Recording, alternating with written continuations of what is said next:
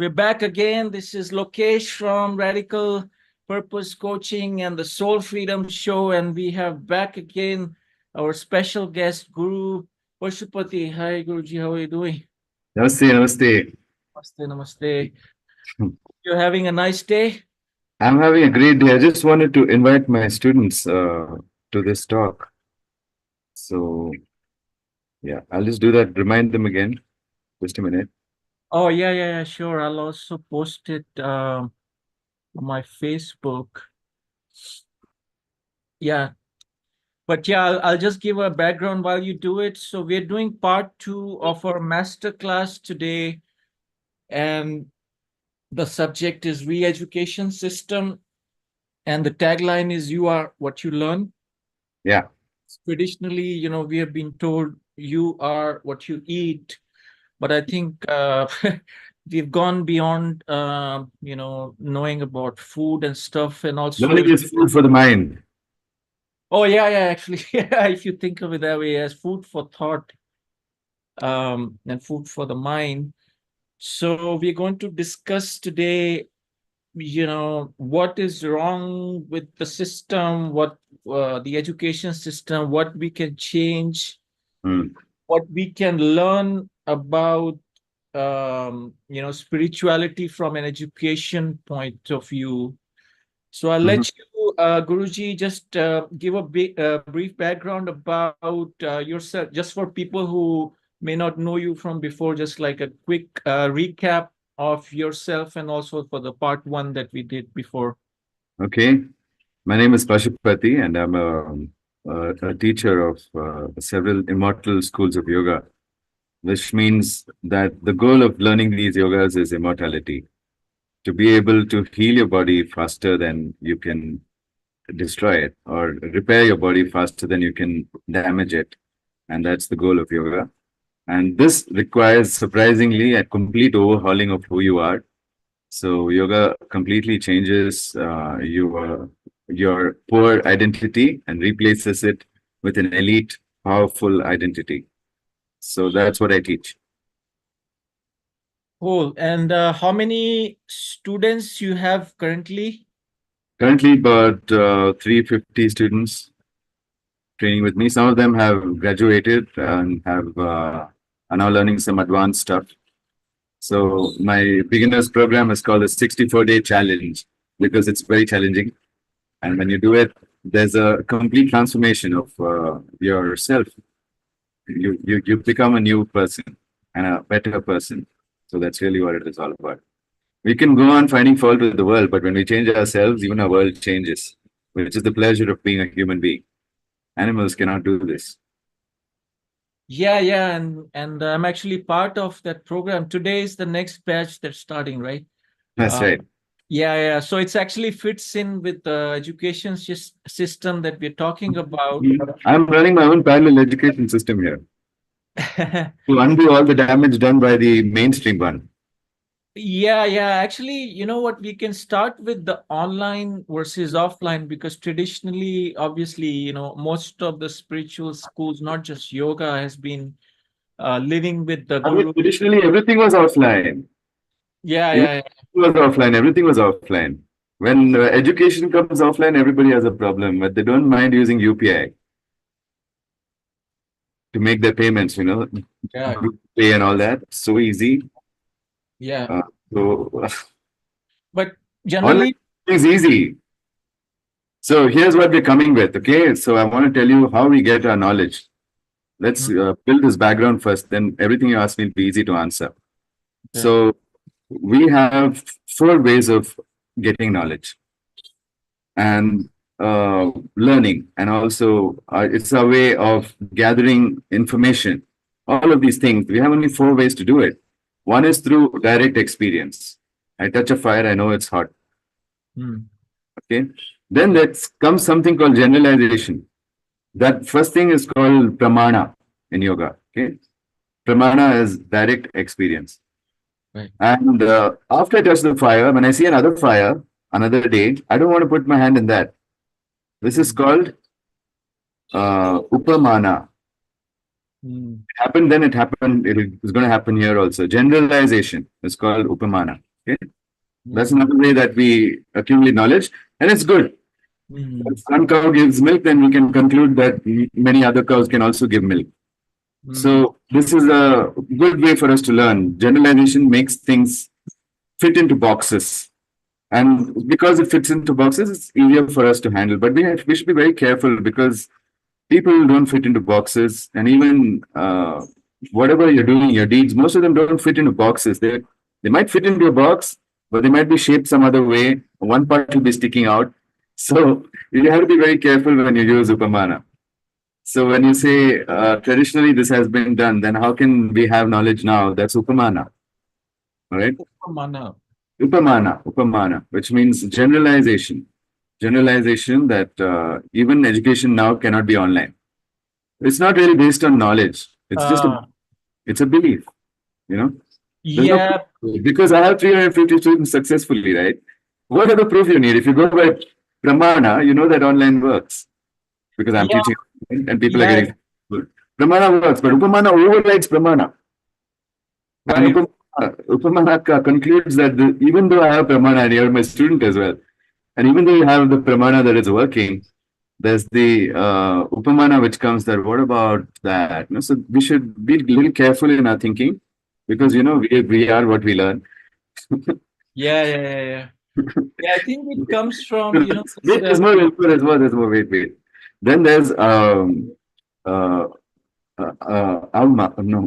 is disrespect. What is it, man? Anumana.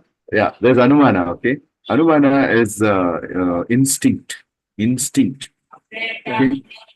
And it develops by a process called closure. What is closure? If I hear the doorbell ring, I know someone's at the door. I don't have to see them, but I know somebody's there.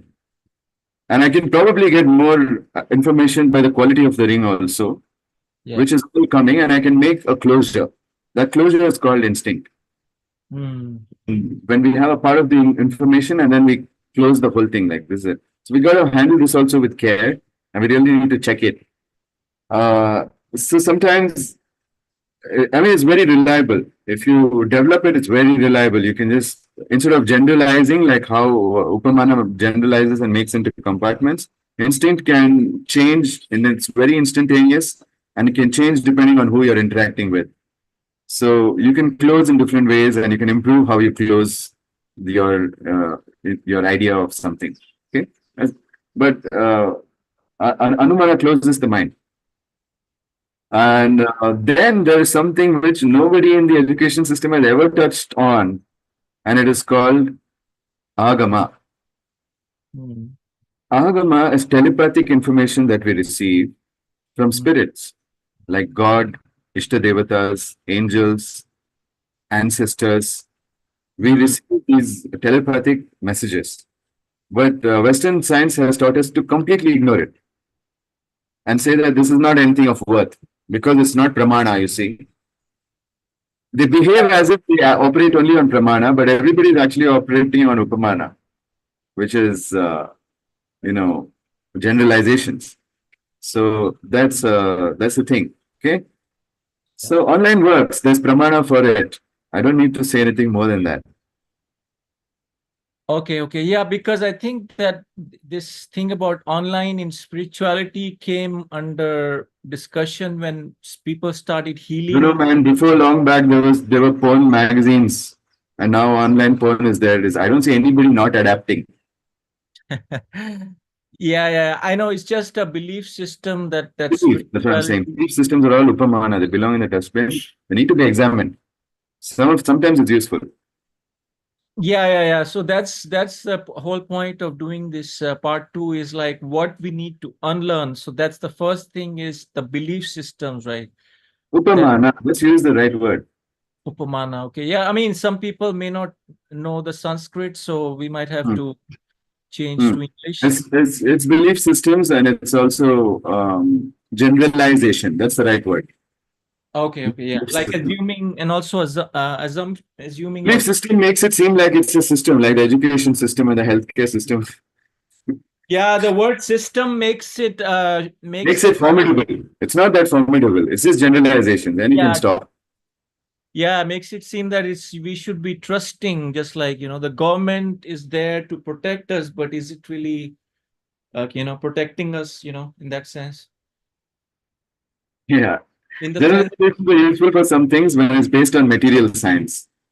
mm, Like copper looks and feels the same, whether it's copper in India or copper in Thailand. It's the same. So right, that's based on material science, then we can generalize, and that's good. right. Otherwise, it has to be based on psychological science, which nobody knows. They don't know the psychological science. Psychological science, as in, Yes. As in what exactly happens and why people behave the way they behave. Behavioral skills. yeah, because there's a lot of assumptions, right? That, okay, we are supposed to be doing things in a certain way. Mhm. Like, for example, the whole 9 to 5 job and 40 hours a week, that is built into our mind so much that by the time we are like out of college, we already assume that we have to work 40 hours a week. That is Upamana. Generalization. Everybody's doing it, I have to do it. Yeah. And then I think it's a vicious cycle. Once we get into one belief system, like for example, this 9 to 5 system, then all the other coming, like the money system comes in, like, yeah, we have to work hard to make money. Generalization makes us feel safe temporarily until something goes wrong. But you can be sure that if your whole knowledge is based on generalizations, you're going to be wrong a lot. I see, yeah. Yeah, and then it comes down to catching ourselves when we are about to go wrong, because once we go wrong, it's get out, it's hard to get out of the mess, I'll right? tell you what, you need to have a state of mind which is very relaxed, something like lower than alpha waves. Beta, not beta, what is it? Gamma delta waves. You need to be conscious in gamma delta. Hmm. You know, when you're in that kind of situation, then you can hear agama, which nobody wants to talk about. Telepathic messages from your ancestors, non-physical gurus, Hmm. devas, and angels, and these kind of things are always coming to us.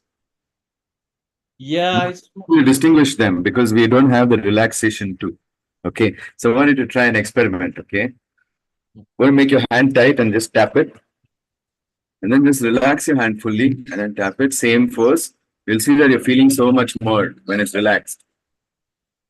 Can you feel that? So whenever you relax your muscle, that's when you're able to use your senses properly. yeah. You just feel the vibration more. You just feel a lot more information from those fingers. Yeah. More When I sensitive. when I go trekking, no, I don't take a dead wood as a stick. I take a living branch because that helps me to sense the floor much better because it's giving that feedback. It's Yeah, relaxed. yeah, It's, because when we are more relaxed, we're also more sensitive to our environment, right? absolutely. So that's why when if you want to use your senses and you want to be conscious, you have to be relaxed first. Yeah, I think that's where the school system does a very bad job, is because There's we are nothing relaxing about a school. no, I'm talking about passing exams, when we go to school, we're Yeah. always focusing on you have to pass the exam, which brings this like rushing. In our system, curriculum system, the guru is the epitome of relaxation. Lots of shit will be blowing up. Because I'm a guru, I've listened to lots of people's problems and it'll just be blowing up. But I have to be relaxed if I want to help them find solutions. And after Right. years of doing that, 27 years of doing that, now I can teach anyone. Yeah. So you have So to be very relaxed. No two people are the same, you know. Everybody's problems are different. right. Because yeah, also the meditation itself, there's so many different kinds of meditation, right? To make It's not meditation. Relaxation is different. Meditation is different. Meditation is directing your attention towards something, whereas relaxation may or may not direct its attention towards anything.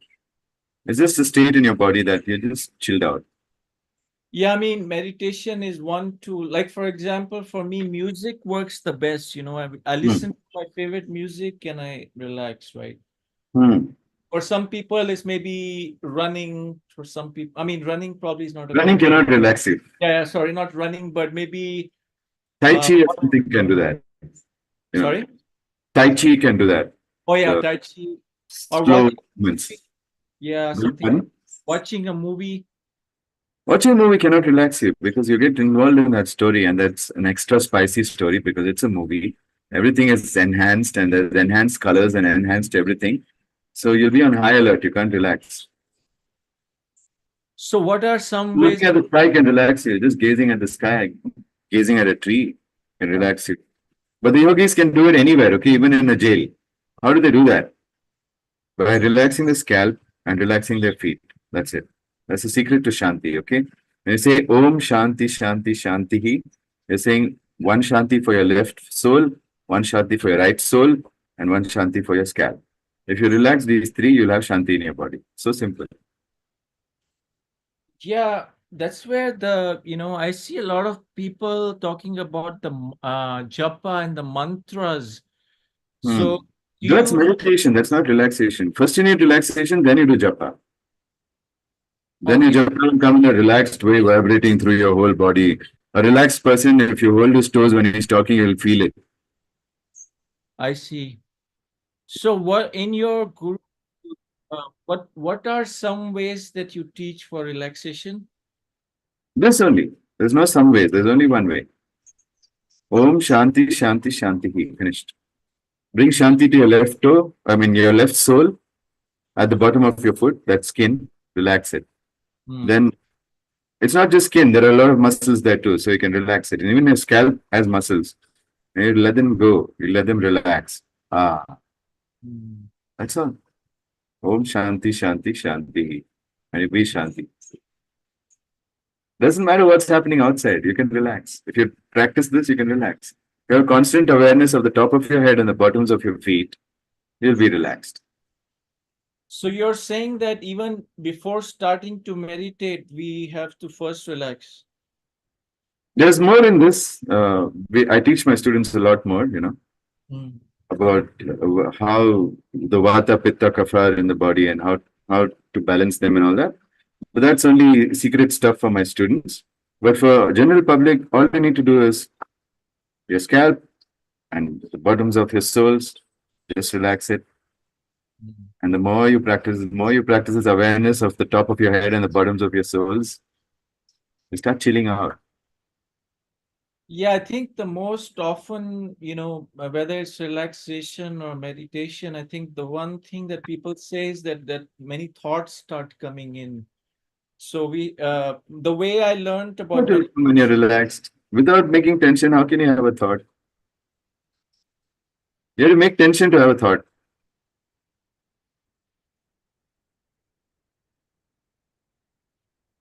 No, what I'm saying is like if let's say I'm trying to relax, like if a thought comes in, like either I can just let it go or I can get Listen, there are stressed. two kinds of thoughts: relaxing thoughts and stressful thoughts.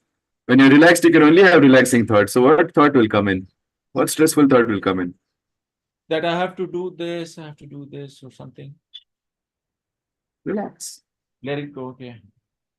Not let it go. Think about it in a relaxed manner without creating stress. Yeah, By yeah, focusing that's on the top of your head and the bottom. Then you'll have relaxing thoughts about it. Like, how can I get someone else to do it? How can I ask for help? How can I organize this in such a way that I don't get stressed? These are good relaxing thoughts. yeah, and I think one way I learned is to observe the thought and let it go, not try to push it away and not get Not the thought. Observe the top of your head and your feet. If you observe the thought, nothing much is going to happen. You're going to keep pushing things. I mean, not pushing, but you're going to keep letting go of things. Things will keep on coming because of your tension, and you'll keep on letting it go because of your mindfulness training. Oh, so you're talking about embodiment. You're talking about embodiment, right? They call embodiment where we just try to be. Talking about Shanti Kriya, you can translate it however you want. Yeah, yeah, because yeah, I think I understand what you're saying is like instead of being in the mind, we focus on a body, and then top of the body and bottom is the best place to. Yes. Not the body, the scalp, and the feet. Right. All right, so we have a few people already, 41 people, so already on the chat. So if anybody has any questions. People have already started asking and also got some emails. We'll get to that in about an hour or so, 30 minutes before we end. So, so we are talking about like there's two parts to this. One is unlearning, and then the second is relearning, right? So let's talk about unlearning. What are the things, Guruji, that you feel that we have to kind of unlearn, like We have to unlearn Upamana and Anumana. what's that?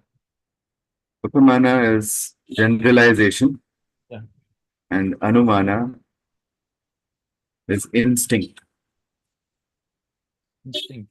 Impulse, is it same as Simple, yeah. Closure, we can call it closure as well. These are all synonyms. so what you're saying is as soon as an instinct or impulse comes to our mind, we shouldn't immediately take an action on that. You should no, you should be relaxed. If you're relaxed, your instinct gets corrected automatically, Like everyone has an instinct, for everything. Whether I should eat this food or not is an instinct. And a lot of people override their instincts and eat that food anyway, and then they get unhealthy. Because I don't see any monkey nutritionists, no lion nutritionists, no hippo nutritionists. Only human nutritionists exist. This is a profession that should not exist if a person had proper instincts about what to eat. But we are trained out of it. So we have to unlearn that training which overrides our instincts. Yeah, I think it's the same thing with sex also. Like Sex also, you know who's attracted to you and you know who you're attracted to, but you override that with Bollywood AI yeah, story. romance, the whole idea of romance. Yeah, AI is the only way to describe it. It's not real intelligence. It's artificial intelligence. So most people are running their life with artificial intelligence. So they have artificial results, no real results. Yeah, so I think the first step in unlearning is to become aware of what we are learning or what we have learned so far, basically. No, the first step is relax, man. Because when you relax, already your instincts get corrected, your upper starts After correcting. no, so I'm talking about, like, for example, what we have learned in our school. Like, for example, like a very good example is, the Big Bang Theory. Now, a lot of people are saying that there's no proof that there's a Big Bang Theory, but we have been taught in physics and stuff, right? So most people still believe in that theory. So I'm talking There is about, proof. There is proof. Because things are expanding away at a particular rate, we can calculate at what point they were all together as one. And that's the Big Bang. yeah, but then what happened before the Big Bang? Nothing, there was no time. Space and time expanded out of the Big Bang. There was no time before that. So there's no before or after when there's no time. You just can't talk about it, which is what even the Upanishads say. Same thing. All the Puranas are saying the same thing also. That Devi is beyond time and space. Right. What do you think in the current education system, whether it's India or other countries, should not be taught? What should not be taught, you're asking me? Yeah. I believe that nobody can learn the way that it is structured right now. The environment is the problem, not the lessons. It's good to learn history, geography, and everything, but it's the way in which it's taught without any.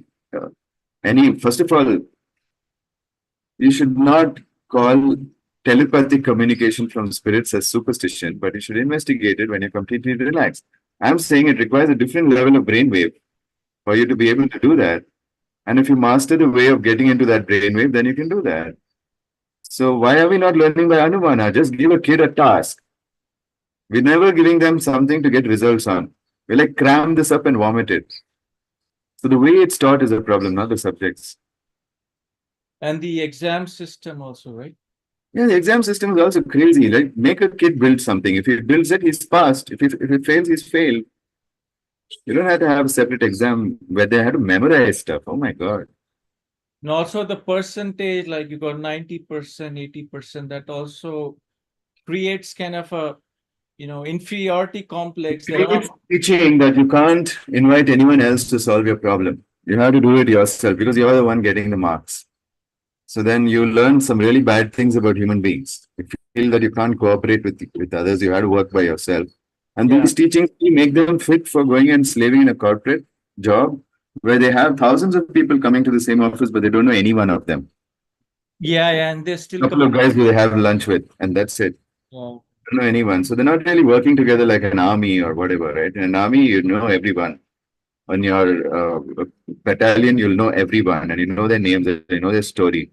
Because that's when the people work together because they have to accomplish something, protect the borders of India. But this is not what is happening here. Here it is like replaceable parts in a wheel. The education system prepares you to be a part that will fit into the corporate machine.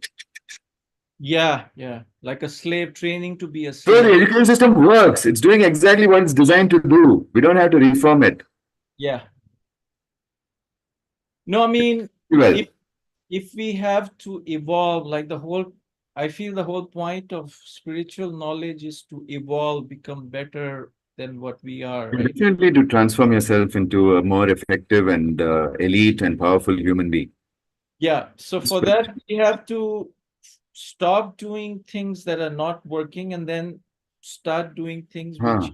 You can abandon the education system at any place. I had abandoned in standard six. I wish I had abandoned earlier, but Hmm. you can abandon it anywhere and you can still get your knowledge. No, I come across as educated, don't I? Yeah, even like all the richest people in the world, they didn't even graduate. So Yeah, that's what I'm saying. So that's the are thing you that saying the whole Luna has before you that the education system doesn't work, but nobody's listening to it because of their anumana. Sorry, their upamana. Kumana, They've generalized it. That they've generalized that story that somebody got educated and they became great in the family or whatever. They've taken that story and generalized that now they're going to become great also. yeah, but Generalization is very yeah, dangerous. yeah, the way I would understand it, or maybe some other people who are listening may understand it, is assumptions, right? We assume certain things when we are growing up. Yeah, assumptions are all generalizations. You're right. Yeah. Because we assume whatever, for example, whatever our parents are telling us is also true, which is also not true. But assumption seems like a moral failing, but generalization is a mechanism that you can stop. That's why I say generalization. Okay, like a mindset kind of a thing. Mhm. Yeah. All right. And then what does it actually do? So that is the what we have to unlearn. And those are something. But when we, like, I'm going through some notes here. So you talk about the Western, like the Thames, what you call the Thames education system, which took over, the British. It took over Saraswati, the river. Yeah. So what did it actually do to the Indian education system after they came in, the British? No, the Indian education system was wiped out by the British. They Completely. realized that the strength of India. There's a book written by a guy. I forgot his name. Okay, uh, cannot remember his name. It's some Duff or something, John Duff or somebody like that, Mm. who wrote about how they conquered India. There's a whole book about it. Yeah. So if you read that book, it's so fat. Like it's like 7 volumes of how he conquered India. But divide and conquer, right? They followed How they divide. messed up the education system, how they overcame the Marathas. No, most people don't even know that British got the India from Marathas and not from the Mughals. In school, they're taught that the Mughals gave it to the British, but this is wrong. The Marathas Oh, were ruling for 150 years. I found out after I was an adult. yeah, that's the thing we're talking about, right? Like what we learn in school is actually not the truth. So that's what, It's and designed to disempower. huh? Designed to disempower, and it works. Yeah. And also sometimes it's half truth, half lie. So people don't know if it's a little bit of truth, people If you think want to say a lie, sandwich it between two truths. That's the principle they follow. right. Because if they tell a complete lie, then they will get caught, right? So they have to put some truth. And If you also, put truth and people verify it, then they won't check it again. It's called a bluff. So that's how we tie elephants in Kerala. There's no chain strong enough to hold an elephant, but you start tying it up from when it's young. And when it's young, it can't fight that chain. And then when it gets older and stronger, it just doesn't even try. Yeah, So yeah, it's held by like just a string. If it does this, it'll break. yeah.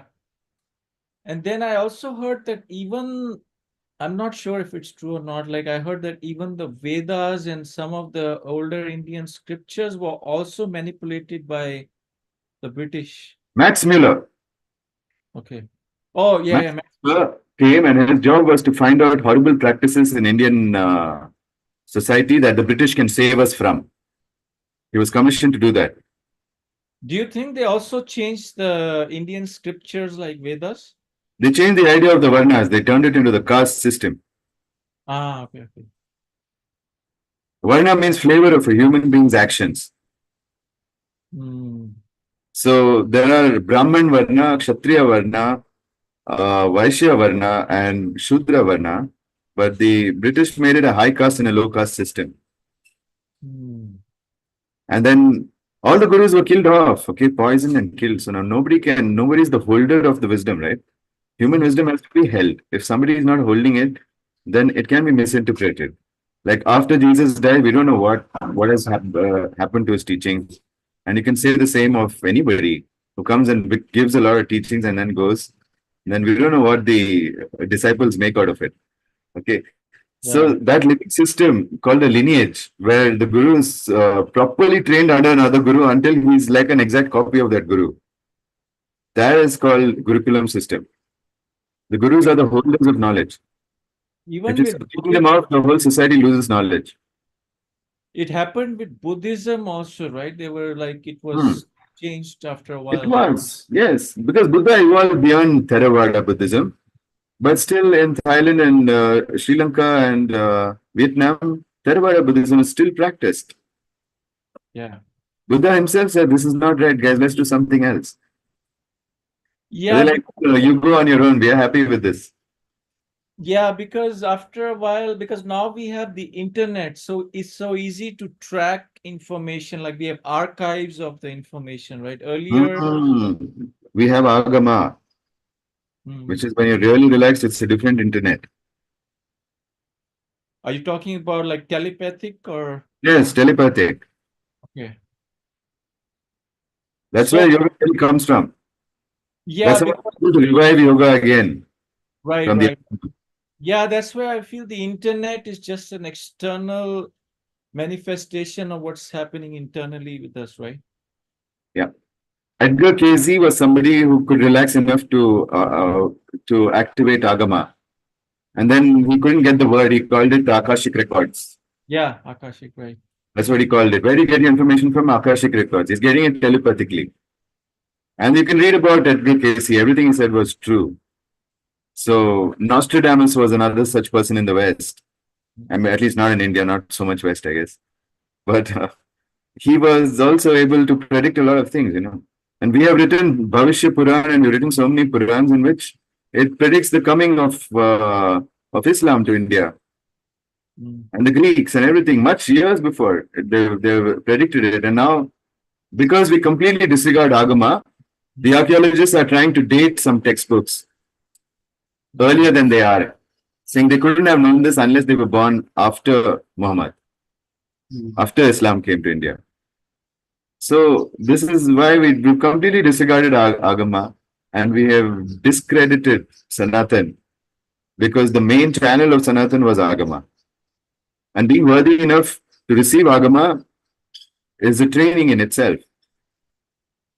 Yeah, the thing is, that's where science and spirituality went, in different directions because science likes to measure everything, right? But how do you measure something Why like should you measure? You check the results is what I'm saying, right? no, no. But Okay, let's take an example. Let's say I send out a thought to you in the form of like telepathic communication, but your interpretation might be something different, right? do you know that the Americans used to use Agama during the World War? Like psychic communication, right? Yeah, yeah. But They that's not call it always, distant viewing. They call it distant viewing. I They would know. know the position of enemy tanks and enemy whatever Yeah, bases It's not 100%. It's, I think, 50 to 60% accurate. It's not Because they don't know the techniques. okay. But for yoga, it's 100%. Like, what is an example of like 100% Agama technique or? So you get a technique, you try it. If it works, it's 100%. If it doesn't work, you still need to practice. Doesn't mean Agama doesn't work. That's the skill of the practitioner. Oh, I see. I see. Okay. Yeah, that's where, like Reiki and things like that, like, you know, you Can everybody do Reiki? yeah. There are everybody gets the whatever Reiki, whatever they call it, level 1, where energy comes out of your hands. Okay. Yeah. Now, is everybody able to heal? No, but some people are able to heal because they started tuning into the Agama. They call themselves Reiki channels. So Yeah. they let that thing, energy flow through them like a channel. That means they have to be completely relaxed. You can't have a blocked and twisted channel. The thing with these healing techniques is the person who's getting healed has also to be open to this. Otherwise, if they're blocking it, they will not get. They're sitting in tension. How will their energy move anything? They've got to relax too. Yeah, yeah. They both have to be relaxed. That's why they all got lost, right? They're taking little bits and bits of yoga and they've tried so many things now. Even Mikao Usui got lost and he saw that people that he's healing are coming back with the same disease. He didn't know what to do. He was very frustrated. Then he made a code of conduct. He said, you have to also behave like this. Just for today, just for today. He was trying to make them get present. Right. Who'll follow all that? But Yeah, he put that as a condition. If you're not doing this, then your Reiki is not going to work for you. yeah, because I think they He was trying roundabout ways to make people relax because he didn't know you had to relax your scalp and 2 feet. Om Shanti, Shanti, Shanti. He didn't know. yeah. You mean the guy who studied the Reiki, Japanese guy, right? Mikao Usui, yes. Yeah, I heard that he went to India to learn this Of technique. course he did. Okay.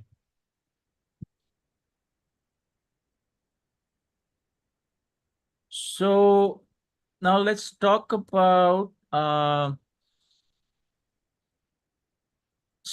because I'm just checking my notes here. I think one thing I noted is like what is the purpose, like the bigger purpose of unlearning, according to me, is to what I call exiting the fake matrix systems. That's what I define as a purpose of unlearning. So how We would should you? do things in an actionable way, no?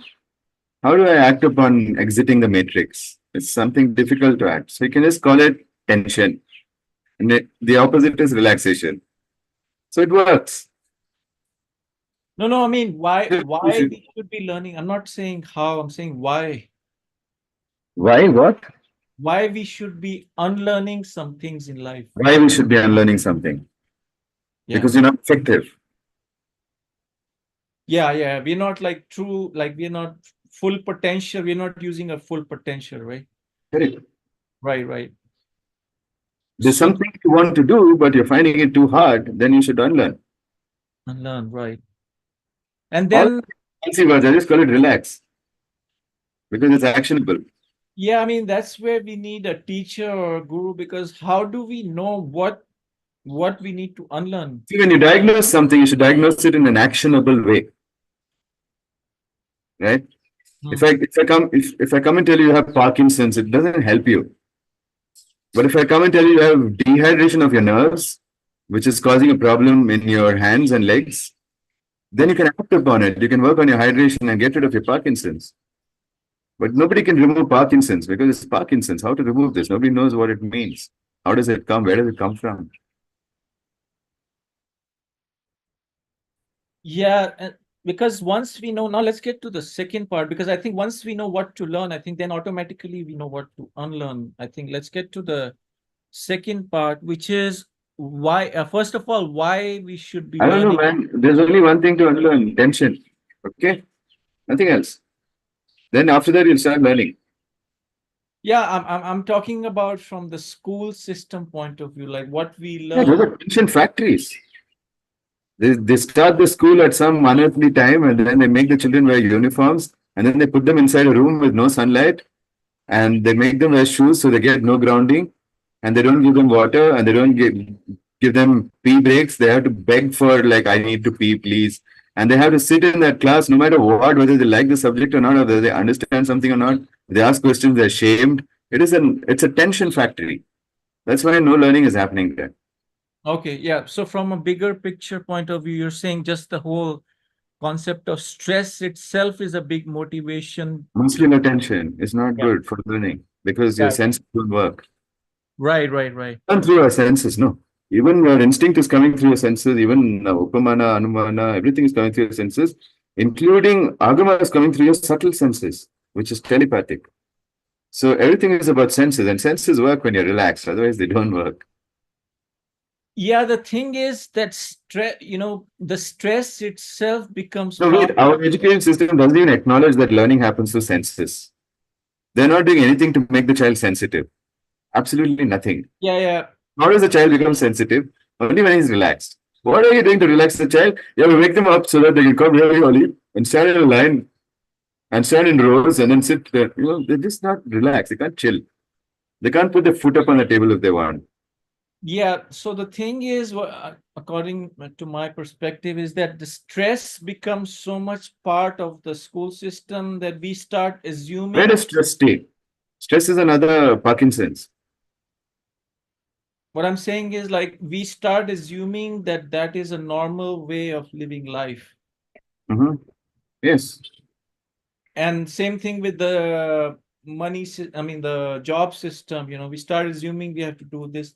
So it's just knowing. Generalization, Yeah. I mean, it's like a knowing, because I know what you mean by relaxation and stress, but I'm just talking from a different perspective. From relaxation and tension. Stress is Parkinson's. Nobody knows what it means. It's not actionable. Yeah. It's an inner knowing, what I would call inner knowing that I'm stressed, because we don't even know. If we don't even know when that we are stressed, then why would we try to get out of stress? It's a knowing that we are stressed. Normalized. No, stress is normalized. Like, this is normal. Yeah. That's why I'm going one step. What you're saying is stress. I'm saying first, beyond that, we have to know that it's a stressful situation. Then we can get out of stress, because we generalize stress itself, right? Okay. So you need to have some experience of relaxation, which is not taught as the first thing. Yeah. When someone comes to you to learn, the first thing you should teach them is an experience of relaxation. They have to know what that feels like.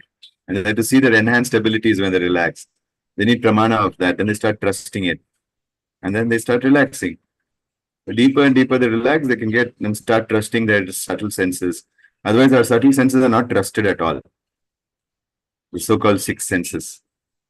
Subtle, I would call it subtle because it senses things like pheromones, etc. Right? Yeah. So it will look at someone's body language and then sense what is their feeling, what are they feeling. So if you're sitting in a society of tension, people with a lot of tension, it will be very hard for you to relax. Everybody around you has to be relaxed, and you can also relax.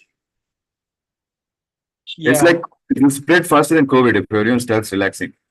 Why not spread a good virus? Yeah, I mean, what you're saying. I mean, I would put it under the category of embodiment. Like, we are not taught how to be in our body. We just taught how. Embodiment is a lot of things. Yeah. It can be, like you said, be in body. I'm not asking you to be in body. I'm saying being aware of yourself and your 2 feet. Om Shanti Shanti Shanti. Yeah. So it is not embodiment. Don't get confused. Don't put it under any category. It's a new knowledge. Give it its own category in its own page. Why do you have to put it in a box? You didn't know about this before. You didn't know what Shanti is. Now I taught you. So put it on the Shanti category. It's not embodiment category. Why not learn a few new words? Why do you have to use the same old words? So Shanti as in peace of mind, right? Peace. Having peace in your body is very important. So do you think becoming aware of the breath is one of those steps to be? One of those, there are 3 more steps, which I teach only to students. But these are the 2 steps. No breath. No breath. Just be aware of your left soul, your right soul, and the top of your head. I thought you'd be saying, oh, wow. No, I mean, But you want to breathe now. yeah, I'm generalizing it. I'm also assuming that. Yeah, don't generalize. That's the thing you got to unlearn. Keep talking about unlearning. Practice this right now and be relaxed, then you will be relaxed. Yeah. Where's your awareness? No, keep it on your scalp and your toes. Humor me, man.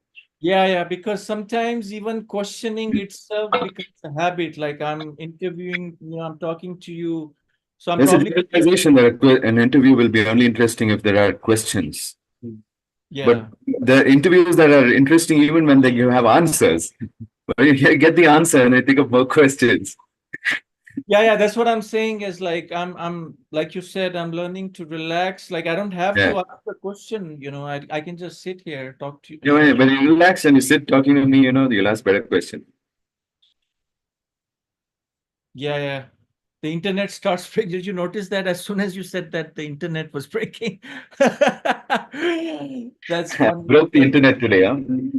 Yeah, we broke it. So let's see if somebody has any questions because we're going in a few different directions. So let's see. Oh, we have about 50 people. Let's see. What is the ultimate purpose of spiritually awaken all the human beings in the world? I think it's too vague. Okay, what should a person do who's afraid of dogs? I think that's a good question. That's a good question. You generalize that all dogs are going to harm you, so you have to learn to relax, unlearn it. Do Om Shanti Shanti Shanti. I'm going to sound like a stuck record, okay? Because there's only one solution. And then when you practice this a lot and then you go to a dog with your attention on your soles and head, then you can realize, is this a dangerous dog or not a dangerous dog?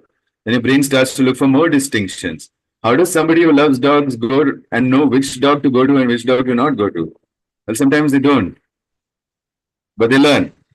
And then, everyone who is a dog lover has been bitten by a dog or two. More than you. You got bitten by one dog and now you're scared. But these guys have been bitten so many times. That's how they learned. This dog, this kind of behavior, I shouldn't go near. This kind of behavior, I should go near. Yeah, it's intuition. They have more intuition than us, right? The animals. Yes. And they are afraid of us, People actually. always display before they bite. When you see the display, you should run off. But when Display? you see, yeah, they display aggression. Oh, in eyes, yeah. They do Oh, something else. But people freeze over there. That's your cue to get out of there. yeah, I think, Don't go to that dog. So here's my friend, dog lover, okay? The dog is going, and I told her, don't go near that dog. No, she's hungry. I'm going to give her food. And she went there. Then next thing I know, I'm taking her to the hospital for injections. even for cats, I've heard some cats also attack people, they get hurt even with cats.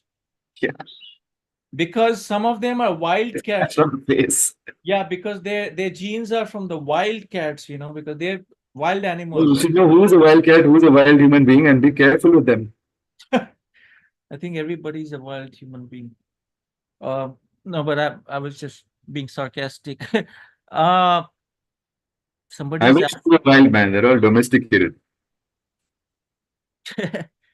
yeah, Creating wild human beings. That's what I'm doing. yeah, you mean like non-wild natural human beings, right? Hmm. Born off the earth. Most people could be in some other planet. They could be in Mars and they wouldn't even know. If they had the same mall and the same road, they wouldn't even know that I'm in Mars. Yeah, I mean, They like, don't know yeah, what plants grow on Earth. They don't even know what plants grow outside the house. They have no idea. I don't understand this whole Elon Musk thing about going to Mars because Harry, let's send him here. no, I mean, we can fix so many things here on this planet, then we can go to No, Mars. Elon Musk, he can't fix. I can fix. Elon Musk, That's what what is. I'm saying, but he has the money. He can give the money to the I people. also have money, man. Don't worry. We can do. No, Everything is I'm by saying, money. No. Knowledge is created by people, not by money. yeah, I'm just saying in general that whatever, let's say he's spending $1 trillion in going to Mars. What I'm saying is if he can even use like 10% of that to be, for homeless people or hungry people or sick people. See, This, everyone needs knowledge. Homeless people need knowledge about how not to be homeless and hungry. Who's going to give them that? If you give them a home and then sustenance, they're just going to do what they know to do, which is nothing. yeah, I mean, the education could be part of that 10%. I'm not saying just to feed them. I'm saying to make this world a better place. Like Michael Jackson had this song, right? Heal this world, make this a better place. And then he wants to go. I mean, okay, I have nothing against this guy, Elon Musk. I'm just saying, in general, like, people, for me, it's common sense that we should be fixing this planet first, right? Or do you think what do you I'm with yeah. you on that. We need to fix nature. We need to stop like throwing bottles in the river and all that kind of shit that we do. You know? Yeah, and education system, yeah, is a big part of it. I think, yeah, if like if he could use 10% or even 1% of that, whatever 1 trillion he's spending on Mars, the whole education system could be improved. But then we need people. Oh, education system is acing it. They're doing exactly what they're designed to do. They're fantastic. They can't use any improvement. It's been cultivated over 200 years. It's amazing. We're talking about the new one. I'm not talking. I'm saying that if we have to come up with a new one, which No, I'm talking about the existing one. It's quite fabulously doing what it's designed to do exactly. We need to get more sincere and call the emperor's and the emperor's clothes story where someone fools the emperor that he has designed him a beautiful gown or whatever royal gown which only can be seen by intelligent people. So then the king is like, yeah, I'm intelligent, and then he's walking around naked. And he's thinking that, and nobody's saying anything because they don't want to seem not intelligent. But a kid says that emperor has no clothes. this Education is that emperor. yeah, what do you think Those who of know it has no clothes will stop respecting it. yeah, like appreciating, we also have to appreciate what we have. That's another thing we are not taught, right? The like the whole, like even India in itself has this culture of the family values and stuff, right? But we are not even taught to appreciate that. Hmm. As in, I don't know how much you can appreciate it because it's also very substandard right now, the way it's run. yeah, I know, because for the same reason, Nobody has any leadership training. To be a leader of a family, you need training. Who's training? Where's the leadership? yeah. So let's say we have, I mean, there's so many people I know like you and me who know that we want to change, right? So let's talk about if we had to change, right? Like one is the content of the let's say we already have the content, what we should be taught to the kids. The second is how it should be done, like as in I think we need to train them in the modalities of gathering knowledge rather than knowledge itself. If the modality of gathering knowledge becomes the educational institution, yeah, then you're in trouble because you have these other four modalities which you now will now not use, and you'll only use what's been yeah, programmed in. rehashed, yeah, just rehash, yeah. So So to you're talking about develop a human being's native intelligence is important, and that does not happen via the institution. It happens in the real world. So the institution's job is only to develop those pathways of learning and encourage and give children problems that they can solve using these four pathways of learning, right. and give them techniques to be enable and empower these four pathways of learning. Yeah, so I think creativity is a big part of that, right? Like how to be creative. Yeah, there is a ample scope for doing things in creative ways, but people don't, right? They're like, why fix what's not broken? But you had to acknowledge that it's broken first. It's not doing, see, the only problem with the education system is it's very efficient at doing what it's designed to do. But it's not what the poor victims of it want.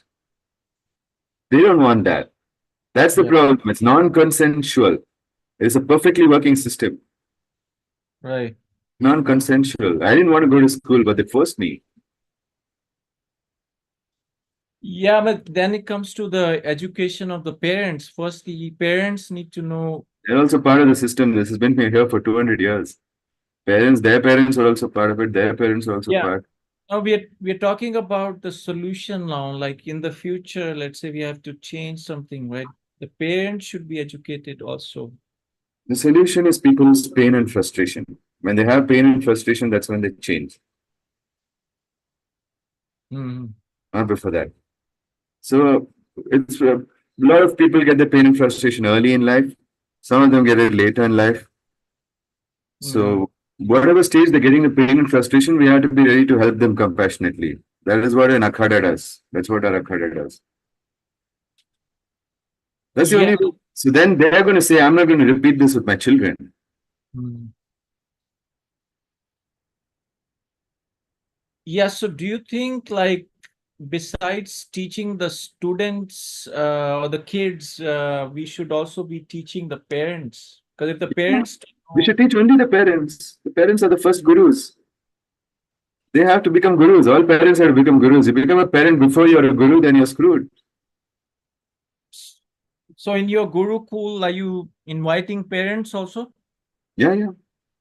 I have both married and unmarried people, people who want to have children, people who already have children. So there's a whole lot of combination of people that I teach. It's a big demographic. Mm. Hmm. Because this is fundamental human knowledge of how to be natural. Yeah. It's native human intelligence that you learn in yoga. Yeah, the other is I think expression. One is creativity, like being creative and knowing how to be creative. I think the second thing that is not taught is how to express our creativity, not just through passing exam, but like dancing, music, singing, all these things, right? That's expressing, right? And especially our voice, like our people in the, voice is not even, like I we're not. think when you came to unlearning and then when you came to learning, the first thing people should learn is purpose. So when you have purpose, then all your expressions are aligned with the purpose and they're beautiful. Otherwise, you go on expressing your frustration, which is not pleasant for anyone. Yeah, actually, I that's heard Justin Bieber. yeah. What about Justin Bieber? I mean, it's just a whole expression of the frustrations that he's had so far, or anybody from that genre of music is only expressing frustration. And I don't know why. They're creatively expressing frustration in very musically enticing ways, but it's frustration at the end of the day. Oh yeah, actually you're right because So expression. all creative expression is not to be valued and respected equally. Good Yeah, creative expression based on a particular purpose is absolutely valuable because it accomplishes a purpose. Creativity without a purpose just leads to you expressing whatever you have, which is basically frustration. yeah, I think it comes down to purpose for a lot of things in life. Purpose. When you have mission, purpose, and these kind of things, a vision, that's when your creativity comes to the front and it becomes a weapon. I want people to use creativity as a weapon, Yeah, yeah, not venting. No, creativity is not a vent, it's a weapon. yeah. I think that's where I also got into coaching people about life purpose, and also I do these workshops on life Yeah. purpose. Teach them to unlearn first, ask them to relax, and then you teach them purpose, it'll work really well. The thing is, what's happening these days is like people want things so fast. So like one guy, he came to my 3-hour workshop about purpose, and then at the end he was asking, I still don't know my purpose. So like really, like you want. It's up to you to build the expectation. No? People come as they're invited. This is a very important lesson I've learned. People come as they're invited. If you invite someone improperly, then they'll behave improperly. No, I'm just saying in general, people like want things fast, right? So that's another thing we Don't have. generalize, man. Try to resist it. Relax mode. Yeah, because that's also an Because then assumption. you don't ask valuable questions. You just ask general questions. Yeah, no, I'm just talking about the culture of like fast food, fast everything, right? So the purpose also sometimes becomes like that, that Come on, man, don't be a journalist. They like to sensationalize things. We're trying to give people a master class, give them value. so if somebody say, okay, I think I'm getting, I'm saying I should not assume that everybody wants fast. Like I'm assuming that everybody's like, Really, the purpose of this video is for those 50 viewers who are now viewing and the remaining who will view later. So let's give them some value. all right, let's see what they have. Somebody's asking,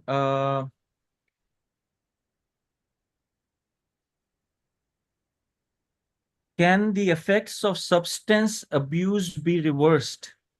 Yes, why not?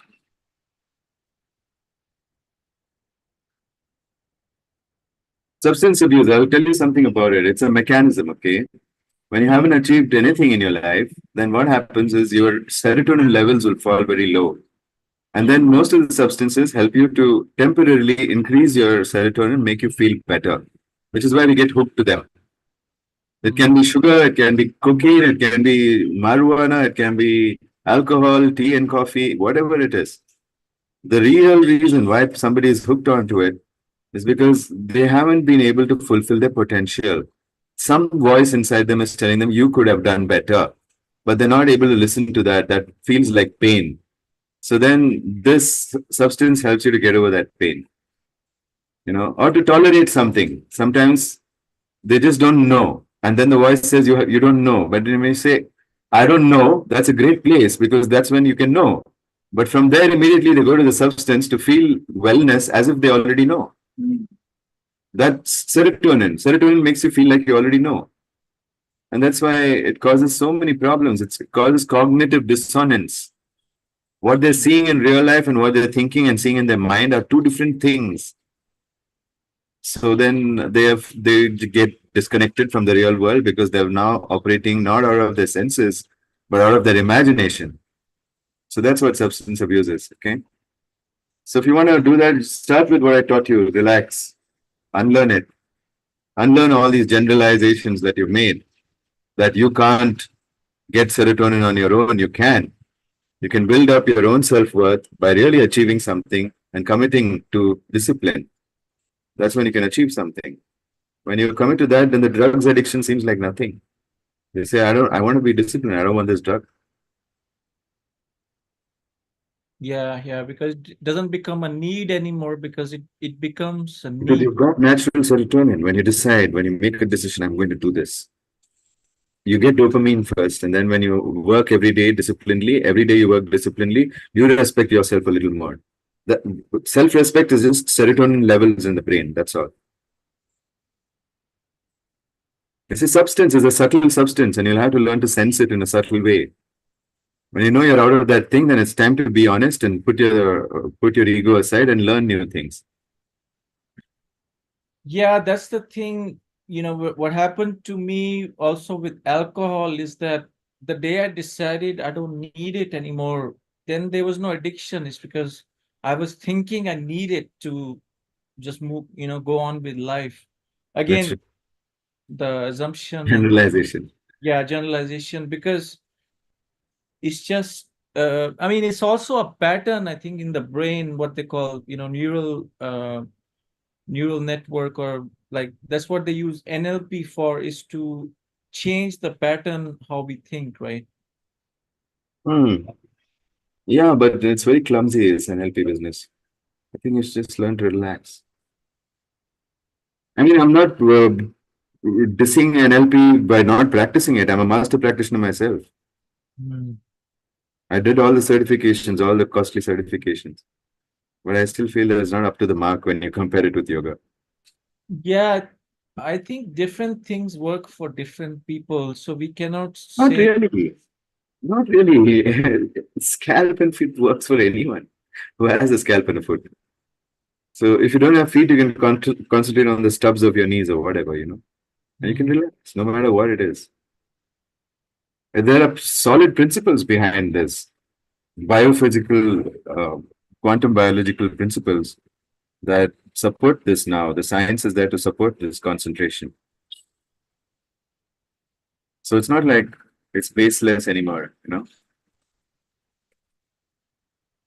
Agama is still baseless for science. They cannot explain telepathy. That too from non-physical beings. This is outside the realm of science. But really, if you look at the spooky things that are happening and in quantum mechanics, you can be sure that the whole world is made up of these particles only. The world is only spooky. It's not devoid, you know, just space. That somebody was showing me a video of just space simulated by a computer, how the energy fields are moving in space, empty space, nothing is there, not even a molecule. But there's so much energetic movement inside it. Hmm. Science can't even explain what's an energy field. They don't know what it is, but we know it's a woman called Shakti. And we can Yeah. communicate with her. That's the best part. Which science is going to take, I don't know how many years to come to, because they don't even acknowledge this woman, the mother goddess. Yeah. I think one thing I like about your teachings, one of the videos you talked about, we should be knowing how to close our mind, because the being open-minded is talked about so much that we get too much information, then we should be ready to close our mind, right? Open-minded has been shown as noble and closed-minded has been shown as ignoble. So it's become a moral thing to have an open mind. But it's stupid. It's like saying you should only eat, but you shouldn't shit. Yeah. Yeah, just because something is there doesn't mean we have to consume it, right? That's Correct. yeah. Yes. Yes. You need to have a door. Door opens for some people, doesn't open for some people. If you keep an open door, then the whole city will end up in your house. Yeah, that's where I think the technology is going in just weird directions, just because technology can do something. Technology is fundamentally because people can't unlearn, right? They can't relax. It's not technology. We can handle as much information as technology gives us without getting ADD and ADHD. Mm. You know how many students I have? 350. So I answer 350 messages every day on WhatsApp. I read them. I think I've read more messages from my students than Vedas and Puranas.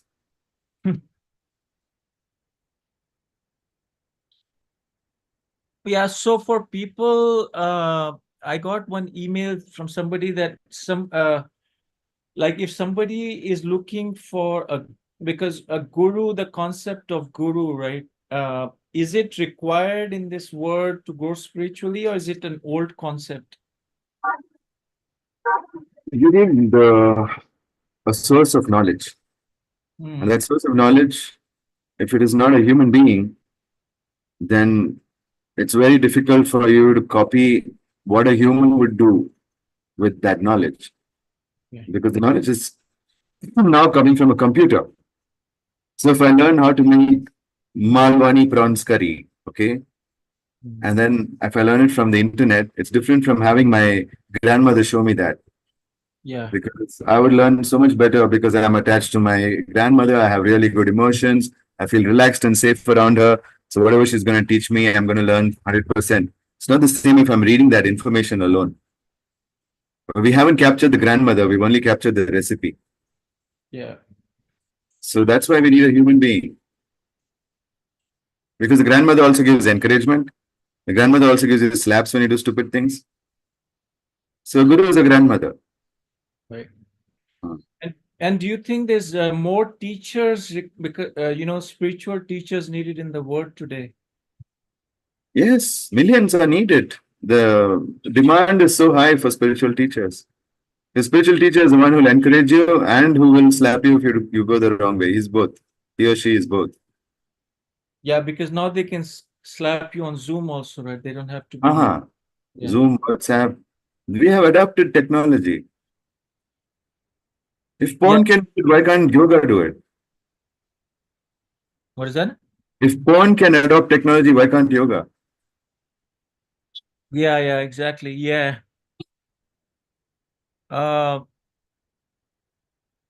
So somebody's asking, can you recommend any technique to manifest the desires? Yeah, technique to Yeah, manifest. it's called learning. That's a technique for manifestation. Jnana Shakti, learning, and Kriya Shakti, having energy in your body to do it. You need Shakti, okay? You need power. To manifest, you need power. You need Ichha Shakti, the power to have a clear vision. Jnana Shakti, to know how to get there. Kriya Shakti, to be able to execute it, and then that builds Jnana Shakti again. Kriya Jnana is called iteration. So you need a process called iteration, and you'll get there. Whatever you want to manifest. But if you're going to sit and say, I'm going to hold this vibration and feel gratitude, nothing's going to happen. Yeah. Everything in my life is manifested. Where I'm sitting right now, the house I live in, this computer, this laptop, this mic, and everything is manifested. But it's manifested from knowledge. The right knowledge, right? Because there's also Yeah. fake knowledge now. Wrong knowledge cannot manifest. No, wrong knowledge is intellectual masturbation. So how would you know it's the right knowledge or wrong knowledge? By results. But I may learn something and it might give me results, but it might be the wrong result also. But then I would think That's the wrong result. No, I didn't give you results. No. When you get the wrong results, it's the wrong knowledge. When you get the right results, it's the right knowledge. That's why you should have purpose. Unless you know purpose, you don't know whether you got result or not. Yeah, like the example we talked about last time, somebody robbing a bank. Purpose is Ichha Shakti, okay? You need that. Yeah, the goals, because like if somebody has a goal or a purpose to have $1 million and he robs the bank, he still gets the money and lives a good life. So that means he got what he wanted and that he thinks is the purpose, but then... It's not so easy to rob a bank. Have you ever tried? No, what I'm talking about is like the purpose has to be... No, that's what I'm saying. If you're going to rob a bank, you'll have to keep your identity secret. And that's a very hard thing to do in today's world, to keep your identity secret. So it's what not... I'm talking about is having the right purpose is what I'm talking about. Like we have, just because we have a purpose doesn't mean... Look, a purpose cannot be like, I want to make more money, first of all. Your purpose has to Yeah, who that's you what are. Okay, who you want to be. Who are you going to transform into? What is the elite version of yourself? That's your purpose. To see what that elite person does. You don't want to know the whole story in your purpose. You just want to know your character. Your character is your purpose. If you maintain that character all the time, then what that character does new is going to be exciting for you. Even you don't know what you'll do. Okay, So now I make goals like that. I don't make goals of what to do. I make goals of what to be because I'm a human being, not a human doing. Now I can say wow, because now literally my mind is getting... No, because... I the scalp long enough. Yeah, because no, really that's such a profound, very simple and profound thing is that... Yeah. See, purpose is nothing but a story, right? Everyone makes a story of what they're going to do with all that money and da da da da da. And in that story, they don't take a single second to see what that character should be like. They make a James Bond story, but they don't want to be James Bond. Yeah. How it will be? How it will happen? And the How will goal... it Yeah, we James should... Bond story manifest for James Bond. Right. So we should know how to be or what to be instead of what to do. Right. That's to put it in a different way. Yeah. Your character. Character. The vibrations going out from your character are enough to make waves in the story. The weight of your character is enough. Bring it into the story. That's how, look, I used to be a comic book artist. I had a character called Kachu, okay? Very popular with the kids. So when I used to draw Kachu, I just knew Kachu's character. And I would just make a situation. Kachu's roof gets blown off. And then the story would write itself. Even I wouldn't know what incredible things Kachu would do. Because when I put this character into that story, the way he solves the problem of his roof blown off is very much different than what anybody else would do. Because it's an interesting character. So that's how Calvin and Hobbes used to write all those, Bill Watterson used to draw Calvin and Hobbes. I learned this from him. So he would put Calvin and Hobbes in a situation. All he has to do is think of a situation and the characters write themselves. So how much of that character do you think comes from our past karmas and our past lives and our samskaras and all that stuff? It doesn't matter. What matters is that the character determines the story. And you Yeah. don't want to know the story in advance, otherwise you won't play the game. If you know the ending of the game in advance, will you play it? Like being flexible is one Even thing. if, even if Bangladesh is coming to bat against India, they feel that they're going to win. And they're trying to be in character. And Mhm. sometimes they do win. Mhm. So it depends on the character of the people for that day. Victory and defeat is just character, nothing else. So what you're saying is even if we get some of that from our past lives or past karma, we should be flexible enough to change it quickly. Correct. Doesn't matter if it's coming from astrology, from past life, from da da da da da. It has to process through you as your behavior. And you should be the master of what goes through in this character. I You mean, will allow, that's no matter what happens externally, you will not allow negative behavior in yourself. That's all. Now you have a good character, good things I are going to think happen. that's where even the spiritual knowledge is wrong sometimes, because what they say is like, you're affected by your past lives and past karma and all these things, right? So that's where, Maybe you are, maybe you are, but when you're in the ocean, you don't care where the wave came from. You care about the size of the wave and how much you have to adjust. If you go windsurfing, for example, or if you go surfing, for example, you just want to know how to adjust to the wave. You're not worried whether the wave started in Sri Lanka or it started in New Zealand. It doesn't matter. right, right.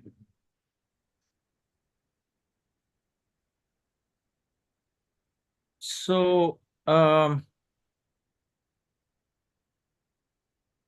yeah, somebody's talking about too much information seeking can mess up your brain. I think that's one of the things is like, how do we know what to learn? Like that's the thing, right? Purpose, Baba.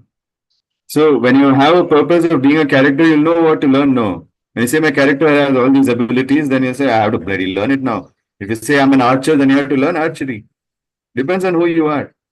So you build a character properly. Elite. You shouldn't be yourself. You have to change. Look, the only way you can learn this is with a guru, right? You can take the recipe from this video, but you want to learn, come and join my class. So let's say my purpose is, I'm just taking an hypothetical example, right? Huh. That let's say I want to be a pilot, like I'm like, let's say 25-year-old, I want to be a pilot, I want to fly a plane. So, but that's not really the purpose, right? So who is the guy who can fly a plane? The guy who can tell his dad and mom that do not make me an engineer. So first he's got to be a warrior. He's got to convince his parents to spend the crores of rupees instead in pilot license, instead of putting those crores of rupees in this. And then, if I was going to be a pilot, I would like to see how are pilots doing at the age 60 and 70. They're all doing really badly. Most of them have got Parkinson's. Many have got all sorts of diseases by flying in those kind of electromagnetic frequencies that are there in the atmosphere, which is really not good. Everyone's got autoimmune disease after a certain age. I don't know any healthy retired pilots. So Yeah. then you know this information too. Yeah, I was just using that as an example because I feel that, spiritual knowledge is one thing that we should be learning no matter No, no, no, what no. The purpose. first knowledge to learn is the knowledge about health. Okay. Yeah, there's no spirituality without health. Second knowledge to learn is the knowledge of wealth. There's no spirituality without wealth. The third knowledge to know is just how to help people. Because if you're able to do that, you can have fun here. Because then you get people in your life, which is Yeah. the biggest wealth. And then Peaceful we is all, the biggest wealth, okay? Stressed out people in a lot of tension, they're not the right people for enhancing your life. But having relaxed people in your life is a pleasure. yeah, like who are like not stressed out because it's just a frequency, right? The more we are around those kind of people, then we also Yeah. get, yeah. Yeah, so health, wealth, and then it's about helping people, which is dharma, right? That's what dharma. Building mutually beneficial relationships, let's call it that. Building mutually beneficial relationships is the third knowledge. When you have these three knowledges, and you have to define your character for this, and you have to educate other people. If you can't find other people who have a stable character, you have to become an educator. How to teach is the next knowledge. You teach and grow a tribe. If you're not able to grow a tribe, then you're dead. Right, right. These are knowledges that we have to teach. Yeah, because then spirituality comes as a byproduct. So, And yeah. you can't get support for yourself if you're not a teacher. Yeah. Actually, that happened to me for a long time. It's like I was like, oh, I'm not ready to teach. I'm not ready to teach because there's always more to learn, right? Yeah. So we have to, again, that's an assumption that what you call generalization is like, like also, Sometimes teaching teaches you more than learning. When you start teaching someone, you learn more. yeah, it's a comfort zone. I think like it's like, just getting out of the comfort zone, thinking out of the box, and then taking risk. I think that's another thing we I should just be. call it all tension. I know. I mean, taking risk is a skill in itself that we should be taught. Is like, Just relaxation. There's no risk. When you relaxed, your senses work better. There's no risk because what it might seem risky to someone who's not sensitive. But a sensitive person, like I've seen the chef Ranveer Brar not even looking at his onions, he's just cutting like this. Seems pretty risky, but there's no risk for him because he's sensitive. His fingers are sensitive. He knows where yeah, that knife that's is. after a while. I'm saying in the beginning, the stress, it might seem like You stress. take a risk when you're an expert. You don't take a risk when you're a beginner. First, you learn. Yeah. You take risks. But what it's not a risk is what I'm trying to say. Never take risks. Never take risks. If you know the outcome, then you do. Otherwise, don't do. Otherwise, spend more time learning.